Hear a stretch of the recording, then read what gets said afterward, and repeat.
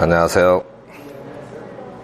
오늘 설교의 제목은 하나님의 가족 안에서 태어난 것이라고 정했습니다. 그동안에 복음에 대해서 쭉 말씀을 드렸었는데 끝을 내고 다시 그리스도인의 삶에서 성장하는 것에 대해서 한 9번에서 10번 정도 말씀을 드리겠습니다. 우리가 그리스도인의 삶에서 성장하는 것을 시작하려면 먼저 태어나야죠. 그래서 구원의 그 시작부터 그 개념을 말씀을 드리고 이 시리즈를 계속 말씀을 드릴까 합니다. 사람이 성장하기 위해서는 태어나야 됩니다. 이건 지구상의 어떤 동물이나 식물도 다 마찬가지죠. 그런데 보통 기독교계에 만연해 있는 그 인식은 뭐냐면 교회 다니고 신앙생활을 열심히 하다 보면 구원을 받는다.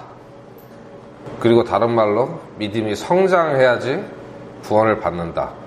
이런 인식들이 있어요. 근데 구원을 받는다고 하는 것은 다시 태어나는 것, 거듭나는 것, 새로 태어나는 것, 여러 가지로 표현할 수 있는데 핵심은 성령으로 태어나는 겁니다. 하나님에게서 태어나는 것이고요. 어떤 생물도 태어나기 전에 성장하는 존재는 없습니다. 태어난 다음에 성장하는 것이죠. 그리고 어떤 사람은 이 구원이 목표이기도 하고요. 그러나 성경에서 말씀하는 것은 구원은 신앙생활의 시작입니다. 물론 구원에는 이제 세 단계가 있어요. 우리가 주님 안에서 새롭게 태어나는 그 구원이 있고, 살아가면서 우리가 삶에서 증명해야 되는 구원이 있습니다. 그리고 마지막 때 주님께서 공중에 재림하실 때 우리의 영혼 몸이 환난으로부터 모두 구원을 받는 그 마지막 구원이 또 있죠. 하지만 여기에서는 우리 영혼의 구원에 관한 것을 말씀을 드리겠습니다. 왜 모두가 다 잘하는 이 기초적인 것을 시작하냐면, 교회 시스템은 항상 새로 구원받은 그 영혼들, 그리고 아직 신앙이 어리고 자라야 되는 분들에게 맞춰줘야 합니다. 그분들이 정상적으로 성장을 해야 되기 때문에. 그리고 또 전도하는데 우리가 잊지 말아야 될 중요한 몇 가지 개념들을 알고 있어야지 우리 가족들에게 전도하는 데도 도움이 되고 하기 때문에 하나님의 가족 안에서 태어난다는 것에 대해서부터 다시 시작을 하려고 합니다. 오늘 본문은 요한복음 1장 1절로부터 17절까지입니다. 약간 길지만 한 목소리로 합독하겠습니다. 처음에 말씀이 계셨고 말씀이 하나님과 함께 계셨으며 말씀이 하나님이셨더라. 바로 그분께서 처음에 하나님과 함께 계셨고 모든 것이 그분에 의해 만들어졌으니 만들어진 것 중에 그분 없이 만들어진 것은 하나도 없었더라. 그분 안에 생명이 있었으며 그 생명은 사람들의 빛이더라. 그 빛이 어둠 속에 비치되 어둠이 그것을 깨닫지 못하더라. 하나님께서 보내신 사람이 있었는데 그의 이름은 요한이더라. 바로 그가 증언하러 왔으니 이것은 그 빛에 대해 증언하여 모든 사람이 자기를 통해 믿게 하려 함이라. 그는 그 빛이 아니요 그 빛에 대해 증언하도록 보내어진 자더라.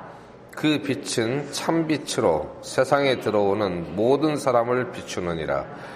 그분께서 세상에 계셨으며 세상이 그분에 의해 만들어졌을 때 세상이 그분을 알지 못하였고 그분께서 자기 백성에게 오심에 그분의 백성이 그분을 받아들이지 아니하였으나 그분을 받아들인 자들 곧 그분의 이름을 믿는 자들에게는 다 하나님의 아들이 되는 권능을 그분께서 주셨으니 이들은 혈통으로나 육신의 뜻으로나 사람의 뜻으로 나지 아니하고 오직 하나님에게서 태어난 자들이니라. 말씀이 육신이 되어 우리 가운데 거하심에 우리가 그분의 영광을 보니 아버지의 독생하신 분의 영광이요 은혜와 진리가 충만하더라. 요한이 그분에 대해 증언하며 외쳐 이르되 내가 말하기를 내 뒤에 오시는 분이 나보다 앞서신 것은 그분께서 나보다 먼저 계셨기 때문이라 하며 언급한 분이 곧 이분이라 하니라. 우리가 다 그분의 충만하심에서 받았음에 은혜를 대체하는 은혜니 이는 율법은 모세를 통해 주셨으되 은혜와 진리는 예수 그리스도를 통해 왔기 때문이라. 예수님이 오신 것을 이 말씀이 육신이 되어서 오셨다고 요한복음에서 말씀하시는데요. 또 다른 그 성경에서는 때가 참에 이제 주님께서 오셨다 그랬습니다. 예수님께서 오셨던 이 시기는 이스라엘 입장에서 매우 혼란스러운 시기였습니다. 우리가 에스라 느헤미야에서 보듯이 포로에서 돌아와서 성전을 재건하고 예루살렘 성을 재건하고 율법을 회복했는데 그 상태가 오래 지속된 것이 아니에요. 그 안에는 성전 재건을 반대하는 자들도 있었고 한쪽에서는 하나님의 율법을 잘 지키면서 신앙을 지키려고 하는 사람이 있었던 방면에 자꾸 이방 문화를 끌어들이는 사람들이 있었습니다. 그 가운데서 유대 땅에서 이방인들을 몰아내고 신앙을 회복하려고 하는 그런 운동들이 일어났고요. 그리고 이제 마카비라는 사람이 일어나서 아주 젊고 총명하고 싸움도 잘하는 그런 사람이었어요. 그래서 이제 뭐 여러 가지 자기들의 그 종교개혁 운동이라든지 이런 걸 많이 하면서 수차례 정권이 바뀝니다. 다윗의 자손이 아닌 자들이 군사적으로, 정치적으로 정권을 장악해서 권력을 잡았다가 나중에 그게 뒤집어 엎어지고 또 서로 정권을 잡기 위해서 외세를 끌어들입니다. 이스라엘이 로마의 정복당해서 로마의 식민지가 됐던 게 아니에요. 그 정권을 잡으려고 하는 자들이 자꾸 외국의 세력을 끌어들이다 보니까 로마까지 끌어들이게 된 거예요. 그러니까 간섭을 하게 된 겁니다. 그리고 나서 지배를 해버렸어요. 그런 가운데서 바리새파와 사두개파가 서로 지지하는 왕이 달랐거든요. 그 가운데서 서로 죽이고 한 번에 수백 명씩 죽이고 그랬어요. 정권이 바뀌면. 그래서 이 바리새파와 사두개파는 앙숙인 게 단순히 교리적인 문제뿐만이 아니라 실제로 정치적인 싸움을 통해서 서로 많이 죽였어요. 그 중에 일부는 사막으로 나가서 SNF파의 기원이 되었다 하는 설도 있고, 그런 가운데 백성들의 삶은 갈수록 피폐해지고 이런 혼란 가운데서 자기들을 구원해줄 메시아를 간절히 기다리게 됐어요. 그 사람들이 기대하던 메시아는 이런 모든 정치적인 혼란을 싹 정리해줄 그런 메시아를 기다렸던 거예요. 그래서 메시아가 오기를 고대하고 기다리는 사람들이 굉장히 많았습니다. 예언을 연구하고. 물론 굉장히 많았다고 하는 것은 전체 비율로 보면은 어폐가 있어요. 소수의 경건한 사람들이 그렇게 메시아를 기다리고 있던 상황에서 예수님이 오셨는데 16절 17절에 보면 우리가 다 그분의 충만하심에서 받았음에 은혜를 대체하는 은혜니 이는 율법은 모세를 통해 주셨으되 은혜와 진리는 예수 그리스도를 통해 왔기 때문이라. 개역에는 이게 은혜 위에 은혜라고 되어 있죠. 그러니까 이제 그 밑에 절을 안 보고 한 절만 더 보면 되는데 은혜라고 하면은 무조건 구원을 생각하는 사람들이 있습니다. 그리고 그 다음에 은혜니까 이게 두 번째 구원인가 보다 이렇게 생각하는 사람들이 있어요. 심지어 이제 에말디안 박사 같은 유명한 사람도 은혜 위에 은혜를 구원받은 이후에 성령의 인도하심을 받아 살아가는 아주 고결한 삶이라고 이렇게 해석을 하는 책을 쓰기도 했습니다. 하지만 성경에서 말씀하시기를 17절에 보면 율법은 모세와 진리를 통해 주셨을 때 은혜와 진리는 예수 그리스도를 통해 왔기 때문이라. 첫 번째 은혜는 모세를 통해 주신 율법을 말하는 거예요. 두 번째 은혜가 예수 그리스도를 통해 온 은혜와 진리입니다. 이 은혜와 진리가 이전의 은혜를 대체한다는 뜻이에요. 좌우간 이 요한복음의 말씀에 보면 하나님의 가족으로 들어가는 길, 즉 하나님의 자녀가 되는 길은 그 가족으로 태어나는 것입니다. 우리가 이 땅에서 어느 집안에 자식이 되는 것, 그 가정에 들어가는 방법은 육체적인 출생에 의한 것이죠. 종은 자식이 될 수 없어요. 주인의 자녀로 태어나야지만 자식이 될 수 있는 것과 마찬가지로. 그래서 이 하늘의 가정에, 즉 하나님의 가족으로 들어가는 방법은 영적 출생에 의한 겁니다. 이것은 기적이죠. 12절에 그분을 받아들인 자들, 곧 그분의 이름을 믿는 자들에게는 다 하나님의 아들이 되는 권능을 그분께서 주셨으니, 이건 대단한 권능입니다.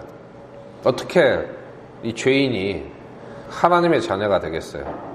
그리고 13절에 보면은 오직 하나님에게서 태어난 자들이니라 그랬습니다. 계속 이어지는 설명인데 3장 3절로부터 8절까지 보겠습니다. 유대인 중에서 아주 경건한 율법주의자들이죠. 바리새인들 중에 니고데모라고 하는 사람이 있었습니다. 3절부터 보겠습니다. 예수님께서 그에게 응답하여 이르시되 진실로 진실로 내가 네게 이르노니 사람이 다시 태어나지 아니하면 하나님의 왕국을 볼 수 없느니라 하시니라. 니고데모가 그분께 이르되 사람이 늙으면 어떻게 태어날 수 있나이까? 그가 자기 어머니 태에 두 번째 들어갔다가 다 태어날 수 있나이까 하매 예수님께서 대답하시되 진실로 진실로 내가 네게 이르노니 사람이 물에서 나고 성령에게서 나지 아니하면 하나님의 왕국에 들어갈 수 없느니라. 육에서 난 것은 육이요 성령에서 난 것은 영이니 내가 네게 이르기를 너희가 반드시 태어나야 하리라 한 것에 놀라지 말라. 바람이 마음대로 불매 네가 그것의 소리는 들어도 그것이 어디서 와서 어디로 가는지 알지 못하나니 성령에서 난 사람도 다 이러하니라 하시니라. 이 말씀에 보면은 물에서 나고 성령에게서 나지 아니하면 그랬죠. 물을 또 이걸 말씀이라고 해석하는 사람들도 있는데 그건 아니고요. 그 다음 절에 해석이 있죠. 육에서 난 것을 말하고요. 어머니 태 속에 있을 때 우리가 양수 안에 있었잖아요. 그 물을 말합니다. 그 어머니 태에서 태어난 것이에요. 그 다음에 우리가 성령에서 나야 된다는 겁니다. 성령에서 난 것은 영이니 다시 태어나야 되는데 그것은 육적인 출생의 반복이 아니라 육적인 출생은 우리가 한번 겪었고 그래서 이 세상에 와 있는 것이죠.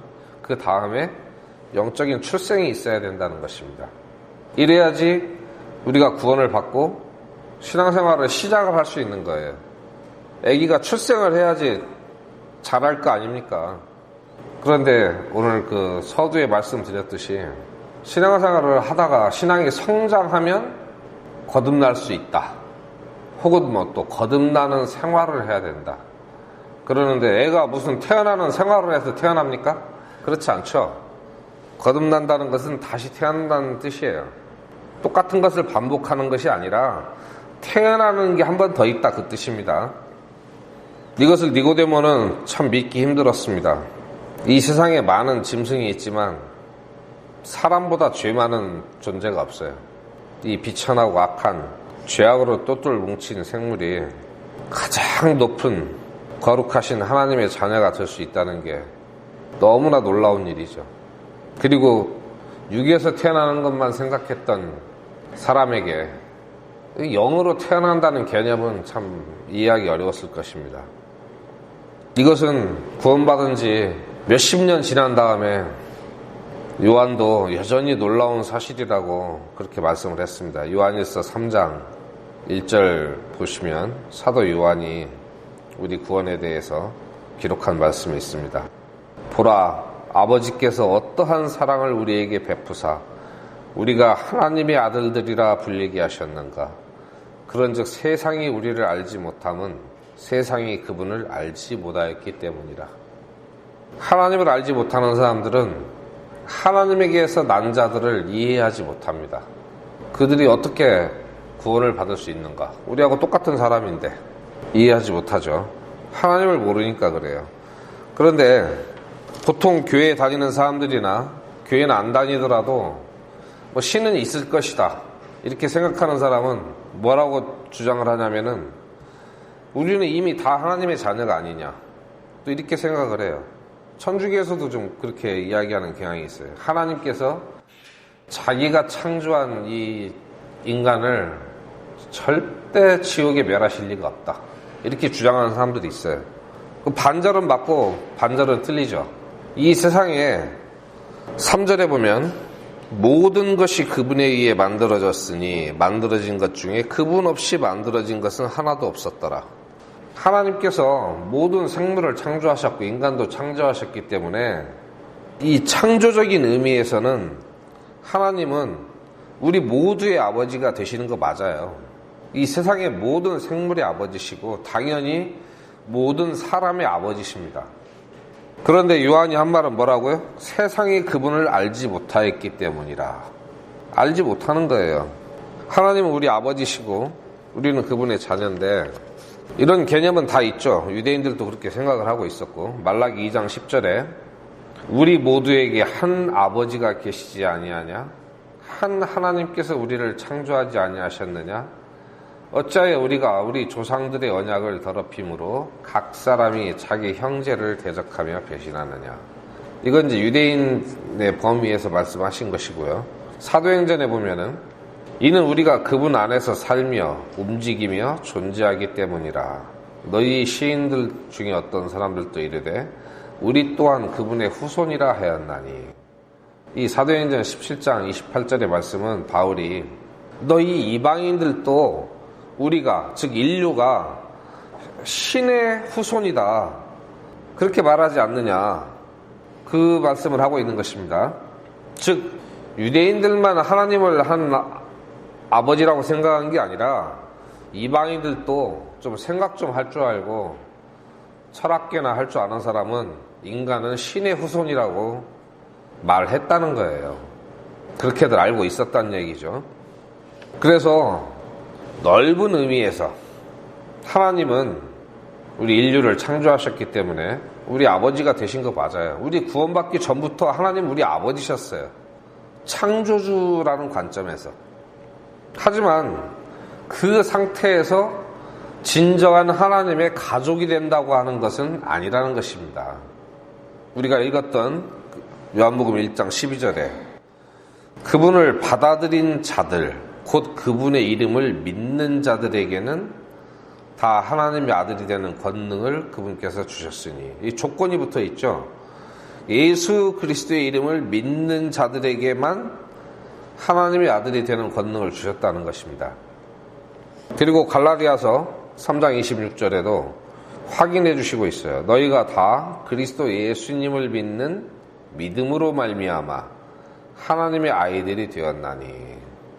그래서 예수님을 받아들인다는 것은 말로써 영접 기도를 하는 그런 것이 아니고 마음에 그분을 내 개인의 구주로 믿는 것을 말합니다.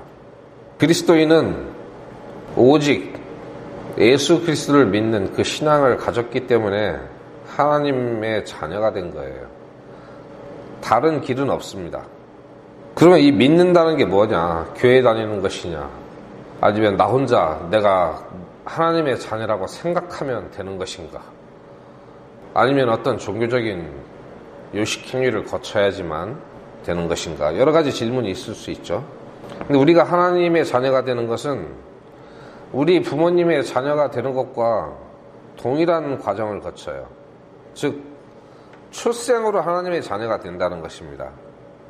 본문 요한복음 1장 13절에 이들은 혈통으로나 육신의 뜻으로나 사람의 뜻으로 나지 아니하고 오직 하나님에게서 태어난 자들이니라. 즉 내가 구원을 받은 것은 어떤 목사님이 나는 구원받았다고 인정을 해줬거나 아니면 내가 구원받았다고 생각을 했거나가 아니라 하나님에게서 태어나야 된다는 거예요. 즉 자기가 구원을 받았다고 생각한다면 자기 구원의 증거를 이 성경에서 찾아야 됩니다. 누구의 말이나 자기 생각이 아니라.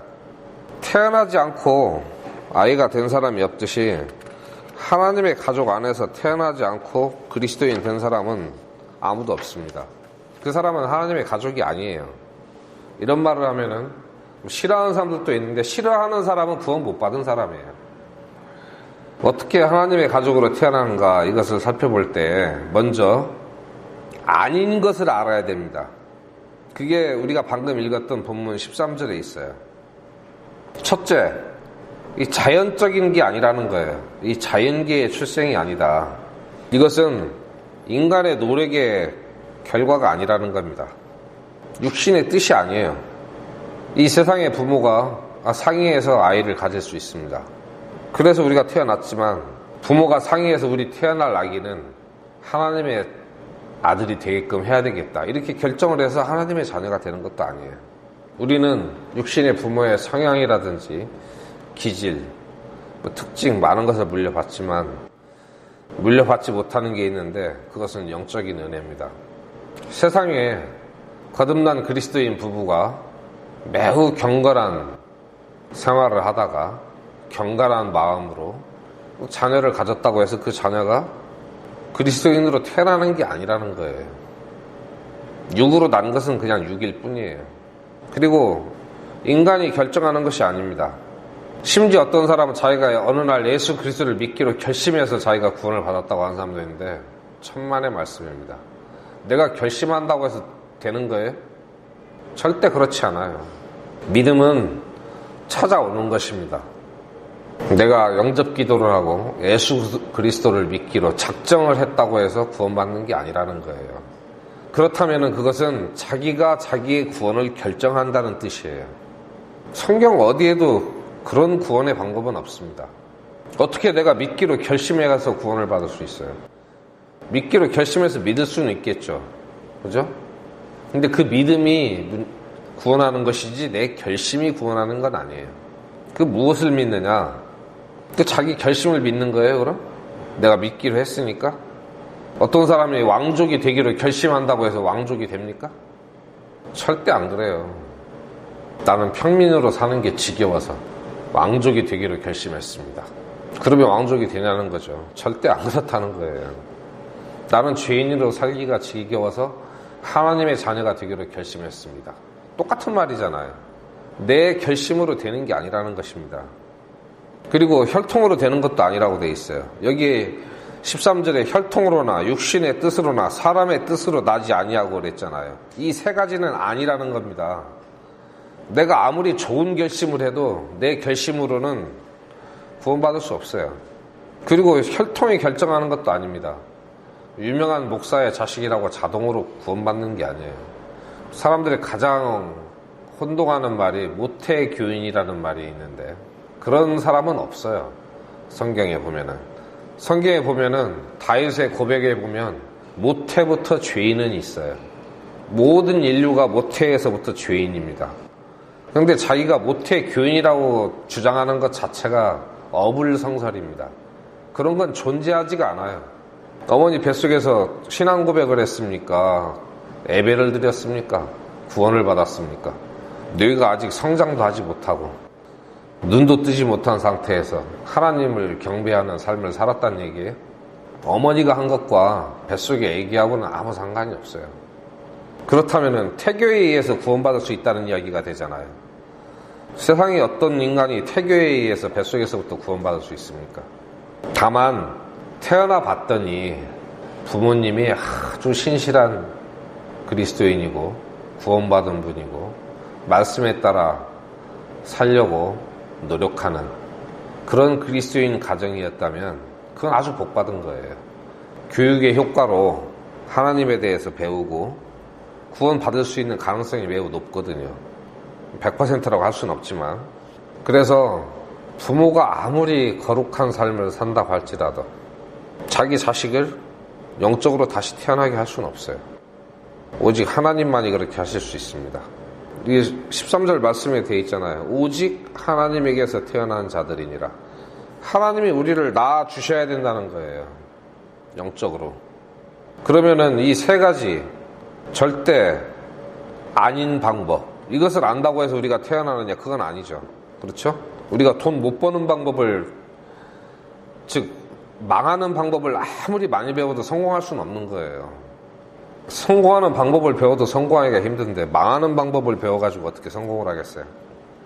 하나님의 가족으로 태어나는 것은 13절 하반절 끝부분에 있는 말씀 그대로예요. 오직 하나님에게서 태어나야만 됩니다.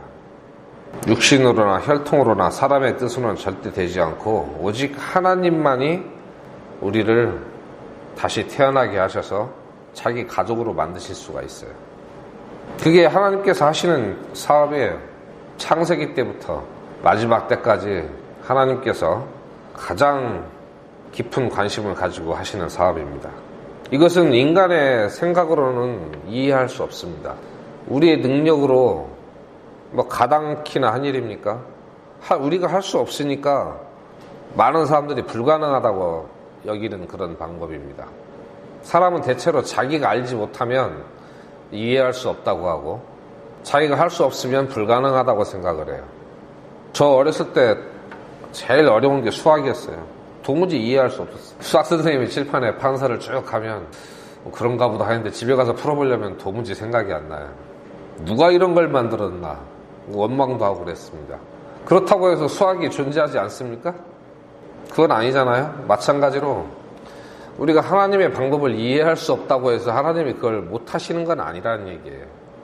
많은 사람들이 자기가 지식이 부족하고 지혜가 모자란 건 생각하지 않고 자기가 이해할 수 없으면 아니라고 생각하는 경향이 있어요.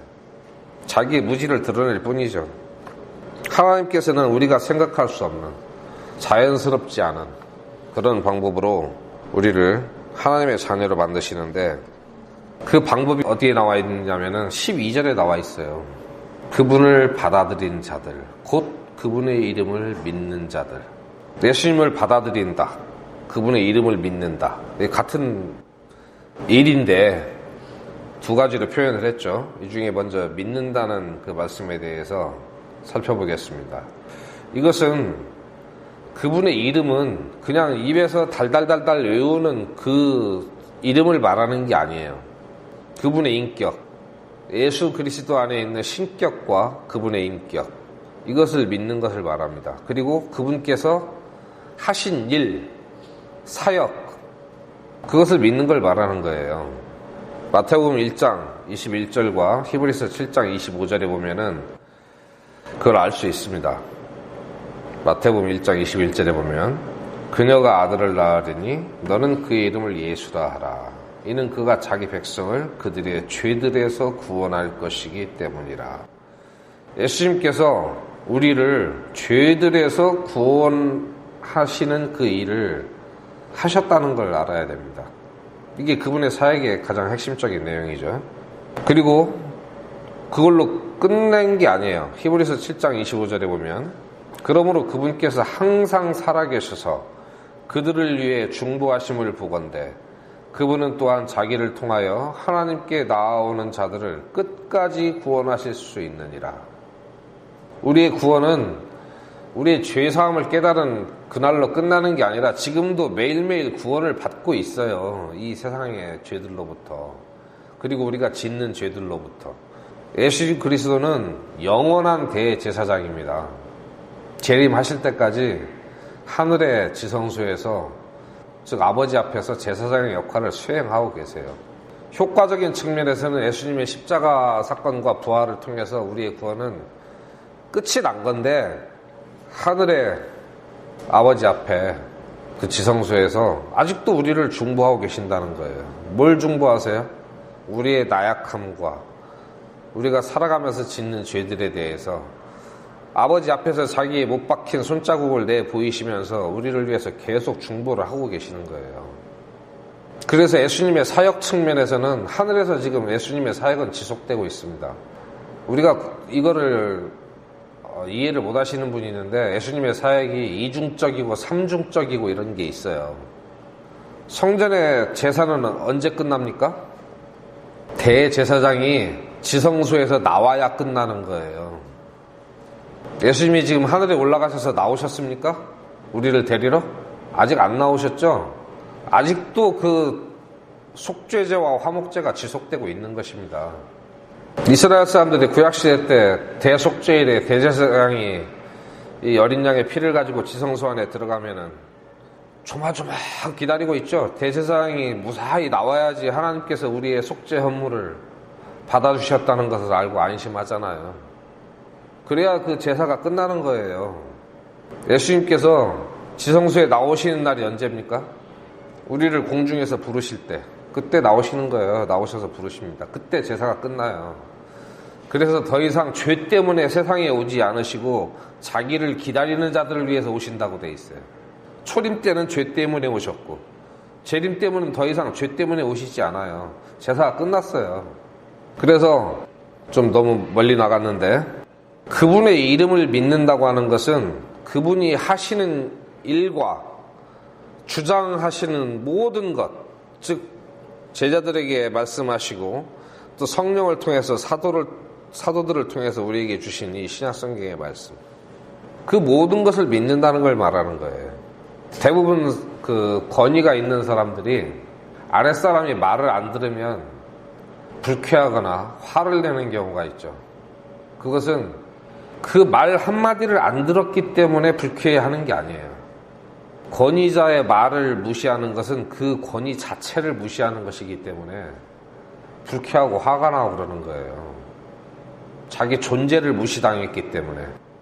즉 우리가 예수 그리스도를 믿는다고 하는 것은 그분께서 하신 일과 그분께서 말씀하신 모든 것을 믿는다는 거예요.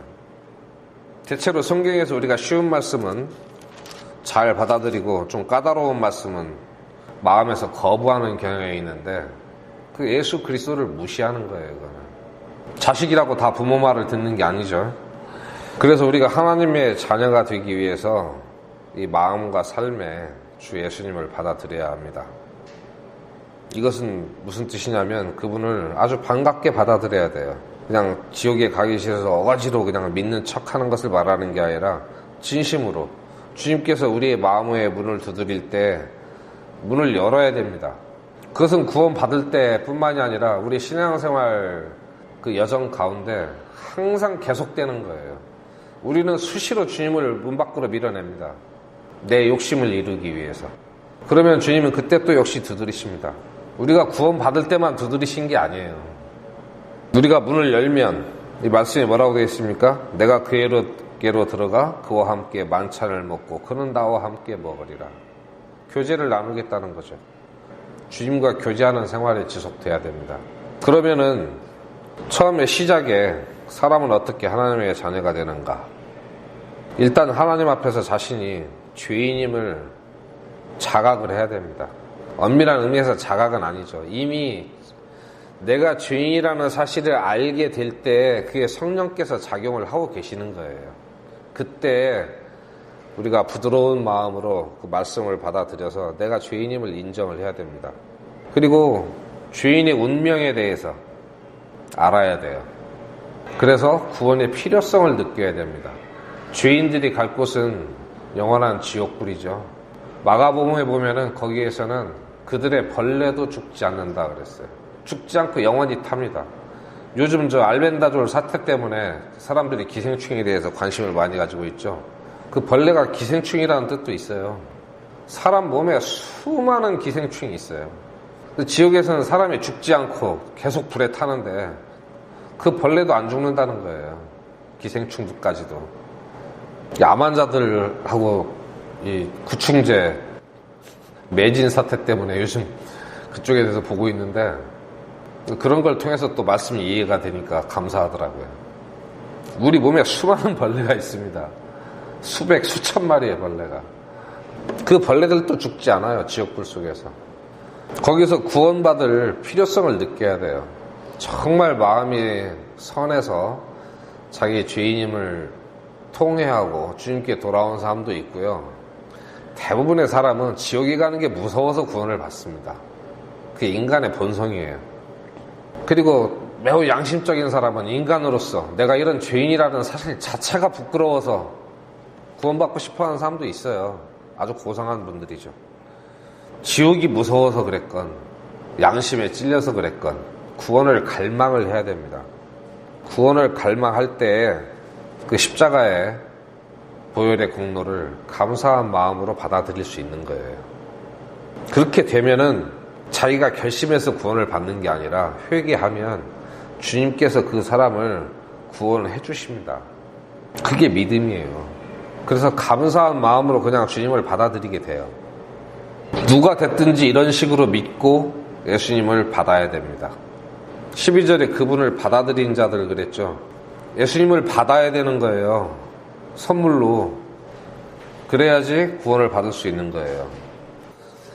우리가 구원받은 거 뒤돌아보세요. 우리가 죄인인 것을 알고 구원을 간절히 원할 때 예수 그리스도의 십자가의 보혈을 믿고 구원을 받았잖아요.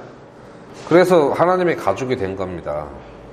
그래서 우리가 영적으로 자라려면, 즉 성장하려면은 실제로 다시 태어난 경험이 있어야 돼요. 정말 내가 영생을 얻었는지 확인을 해야 된다는 겁니다. 확인하는 것은 뭐예요? 내가 어디서 태어났는가 확인해야 돼요.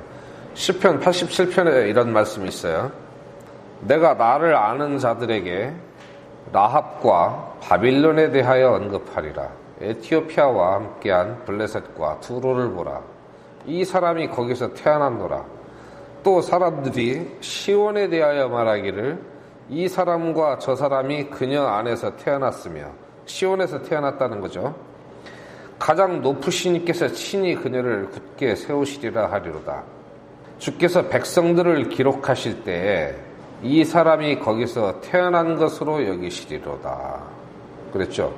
하나님이 자기 백성들을 기록하시는데 어디서 태어났느냐, 그걸 기록하신다는 거예요. 어디서 태어났느냐, 내가 바빌로니아에서 태어났느냐, 에티오피아에서 태어났느냐, 시온에서 태어났느냐. 우리는 어디서 태어났어요? 예수 그리스도 안에서 태어났잖아요. 이 사실이 확인이 돼야 된다는 거예요.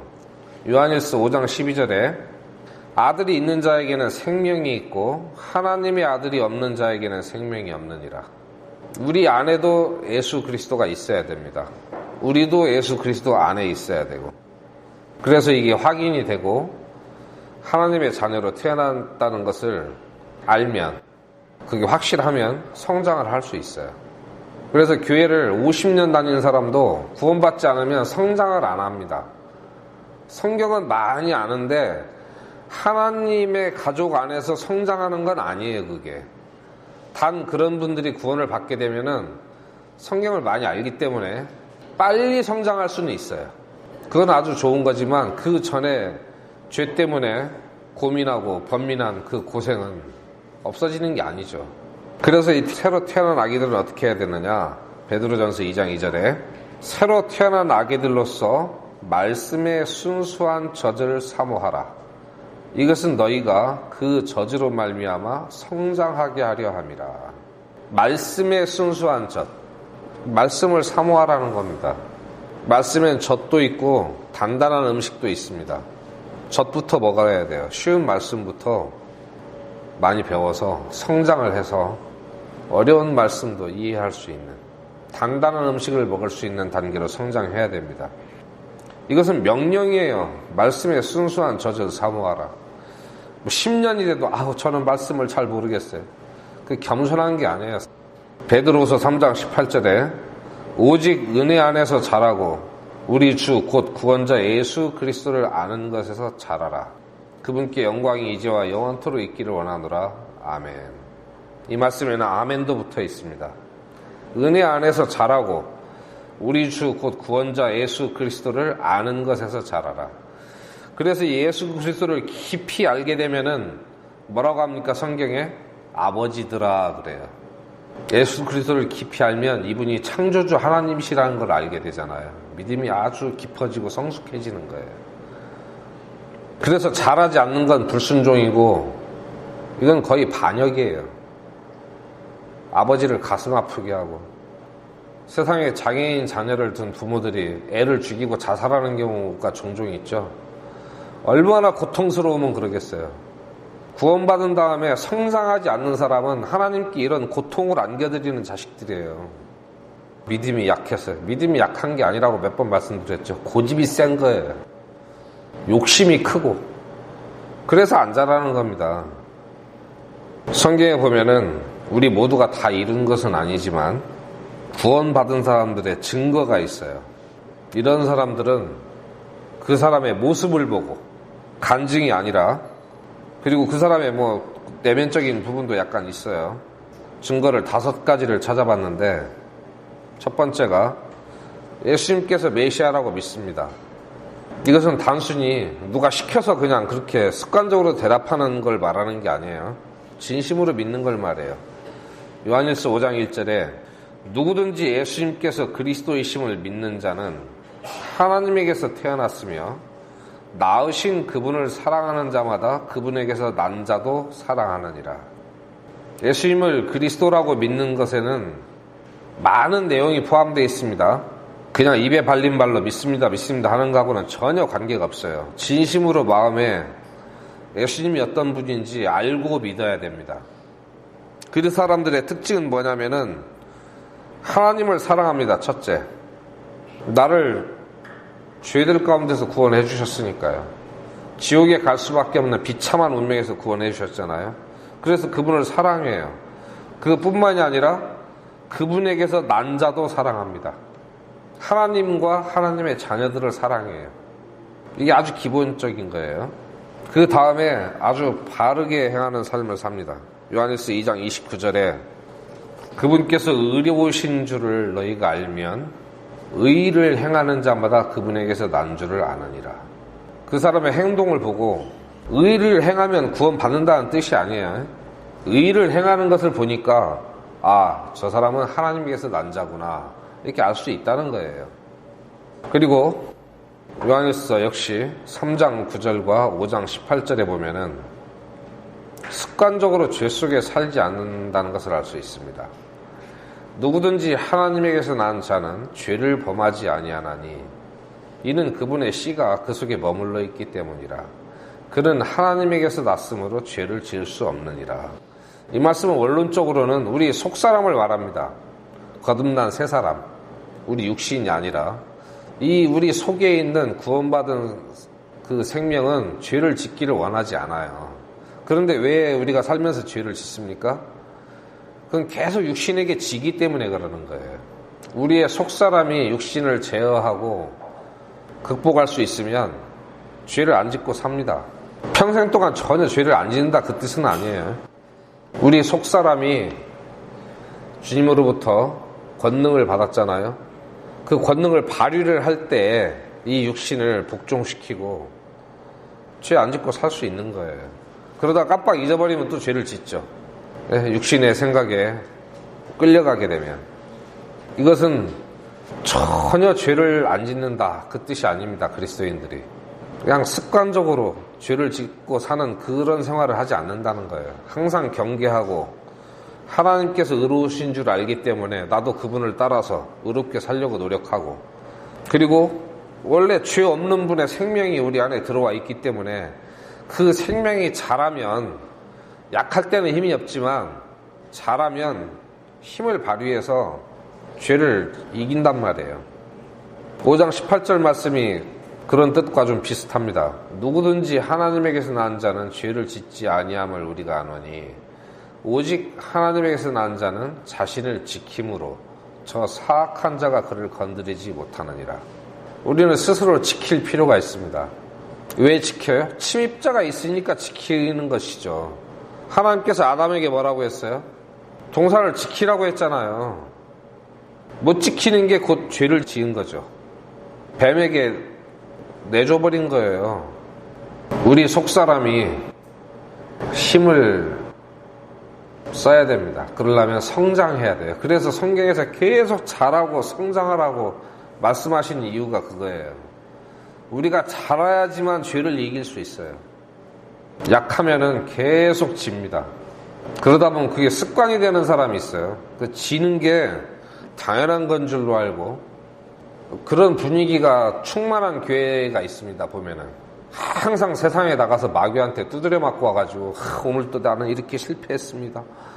그렇게 간증하는 걸 겸손하고 칭찬할 만한 그리스도인의 태도라고 여기는 그런 교단도 있어요.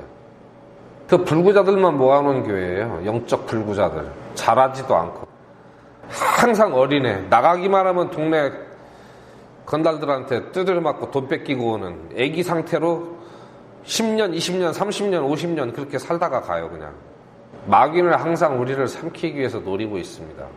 거기에서 자신을 지켜야 돼요. 말씀에 그렇게 돼 있잖아요. 하나님에게서 난 자는 자신을 지킴으로 저 사악한 자가 그를 건드리지 못하느니라. 자신을 안 지키니까 당하는 겁니다. 마귀에게. 우리를 무너뜨리는 자는 누굽니까? 사탄이죠. 사탄은 또 무수한 졸개들이 있어요. 자신을 지켜야 됩니다. 안 지키면서 나는 왜 이렇게 항상 실패할까요? 안 지키니까 실패하죠. 다음 처음 말씀드린 내용하고 비슷한데 서로 사랑합니다. 요한일서 4장 7절에 보면 사랑하는 자들아 우리가 서로 사랑하자. 사랑은 하나님께 속한 것인즉 사랑하는 자마다 하나님에게 나서 하나님을 알고 그랬습니다. 하나님에게서 난 자들은 서로 사랑합니다. 우리가 한 부모 자식들은 자연스럽게 서로 사랑하잖아요. 뭐 간혹 안 그런 자식도 있어요. 그 못된 자식이죠. 그건 자식이 아닌 건 아니에요. 그냥 못된 자식이지. 그러나 이게 정상적인 것은 아니에요. 정상적인 자녀는 서로 사랑합니다. 그리고 요한일서 5장 4절에 유혹을 극복합니다. 우리가 살아가는 것은 어떻게 보면 유혹으로 시작해서 유혹으로 끝나는 건지도 모릅니다. 이 세상은. 그런데 말씀에는 뭐라고 되어 있냐면 무엇이든 하나님에게서 난 것은 세상을 이기느니라. 세상을 이기는 승리는 이것이니 곧 우리의 믿음이니라. 그렇다면 결론적으로 우리는 믿음을 성장시키고 강하게 해야 될 필요가 있습니다. 이 5가지 특징은 그리스도인의 보편적인 상태를 말하는 것은 아닙니다. 안 그런 사람이 너무 많으니까요. 하나님의 기준을 말씀하는 거예요. 보편적인, 즉 모든 그리스도인들이 이루어야 될 하나님의 기준입니다. 이것을 완전하게 다 이룬 사람은 없다고 봅니다. 뭐 사도들은 가능했을 것으로 믿어요. 그리고 초대교회의 많은 순교자들이 이 믿음을 지키기 위해서 자기 목숨을 기꺼이 버렸습니다. 많은 분들이 이루었겠지만 제가 사는 이 세대에서는 거의 보지 못한 것 같습니다. 하지만 이것은 하나님의 기준이고 하나님의 기준은 변하지 않습니다. 그리고 모든 거듭난 그리스도인들이 예수 그리스도를 믿음으로 하나님의 그 자녀로 태어난 자들이 성취해야 될 그 삶의 기준이고 우리는 이것을 이루어 가면서 살아가야 됩니다. 그래야지 그리스도 안에서 성장을 합니다. 이 과제에 대해서 앞으로 계속 말씀을 드리도록 하겠습니다. 주제는 바뀌겠지만 일단 우리 중에는 거듭나지 않은 분들이 안 계신 줄로 압니다만은 이제 막 구원받으신 분들이라든지 구원받은 지 얼마 안 된 분들은 내가 어떻게 구원을 받았고 무엇을 이루어 가야 되는지 처음부터 목표가 무엇인지 알아야 됩니다. 우리가 어디 기업에 입사를 하게 되면은 회사에는 그 사훈이 있어요. 그리고 회사에 비전이 있습니다. 가장 먼저 그걸 교육받습니다. 우리의 비전은 무엇이다. 그것을 이루기 위해서 신입사원 교육을 하는 거예요. 그렇죠? 그건 타겟이에요. 비전은. 자매님들은 잘 아실 거예요. 가위로 뭘 쓸을 때 이 앞에만 보고 썰면 삐뚤삐뚤하게 쓰러집니다. 그런데 맨 끝에를 딱 보고 거기를 조준하고 가위를 해서 쭉 밀고 나면 반드시 쭉 나가죠. 그래서 이게 어려운 것 같지만 모든 그리스도인은 태어난 직후부터 시작부터 그리스도인이 이루어야 될 최종 목표를 알고 그걸 목표로 살아가야 되는 거예요. 지금 내가 아직 거기에 이르지 못했다 할지라도 그걸 바라보지 못하면은 내 눈앞의 일만 바라보고 살게 되면은 그 길이 삐뚤어지게 됩니다. 똑바로 갈 수가 없어요. 그래서 아주 기초적이고 쉬운 내용일 수도 있지만 구원인지 아닌지 이것을 좌우하는 그런 내용부터 우리가 최종적으로 목표로 삼아야 될 것들에 대해서 말씀을 드렸습니다. 주님의 은혜가 함께 하셔서 우리 모두에게 이 주님께서 우리에게 제시하신 목표가 이루어지는 그 날이 속히 오기를 바랍니다. 기도하겠습니다. 은혜로우신 아버지 하나님, 이 시간 주님의 말씀을 통하여서 우리가 은혜 안에서 어떻게 성장할 것인지, 성장하기 위해서는 먼저 태어나야 되는 것과 이 태어난 자들의 특징이 무엇이며 주님의 기준이 무엇인지 말씀을 통하여 살펴보았습니다. 우리 안에 항상 살아계시고 역사하시는 주 성령께서 우리 마음을 일깨우시고 인도하여 주시고 우리 앞길을 가야 될 길을 밝혀주셔서 주님께서 제시하신 목표에 이르는 날까지 항상 함께하여 주시고 우리를 도와주셔서 주님께서 원하시는 바를 우리의 인생을 통하여 성취하시고 그 일로 인하여 주의 거룩하신 이름이 영광을 받으실 수 있기를 바랍니다. 항상 우리를 지켜보시고 사랑하시는 우리 주 예수 그리스도의 이름으로 기도드립니다. 아멘.